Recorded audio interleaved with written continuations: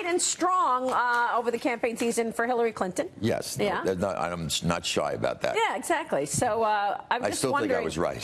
what you think in terms of the party today. I think that we have a very exciting Democratic Party. There was an organization I was part of called the House Victory Fund, which supported specific candidates that were running for the House. And I'm happy to say that I think out of 30 candidates that was supported by a fairly large group of people and concentrating their effort, I think 23, 24 of that 30 were elected. So we picked some pretty good candidates, and that's very exciting.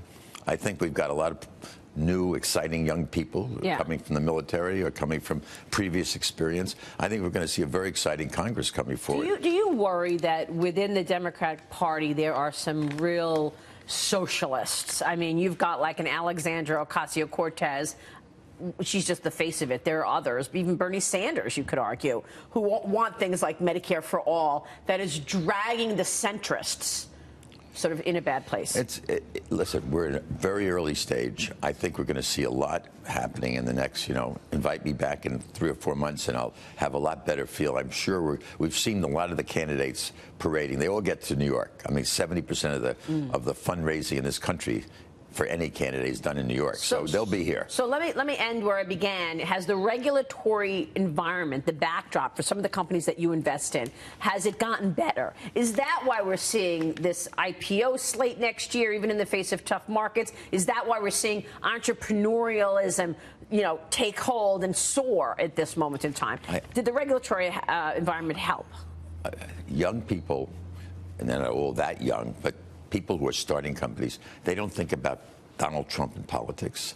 They certainly don't think about interest rates because they don't think borrow about raising money and that's all equity, so they don't worry about interest rates, and they don't worry too much about the regulatory position. Now, if you take a company like Bird, and there's all kinds of regulatory issues, but that's a very narrow. Most software startups, direct-to-consumer companies are not facing regulatory problems. Is it easier to raise money, though, Alan? I'm just trying to understand why you've got this incredible entrepreneurialism going on, and it's higher than ever today. Well, I think that's probably a perfect question, because what's happened is that because of the success of the private equity and venture business, we've all been able to raise more money from institutions. Bingo, that's what it is. And institutions are making up at least a 500, 600, 700 basis points better improvement on their returns in the private area. So there's been an enormous groundswell of money into this area. Yeah, that's the key. And we have money. So if we have money, we're hopefully we're being responsible and careful about what we do and do our due diligence and not just doing it indiscriminately. But there's a lot more money and there's a lot more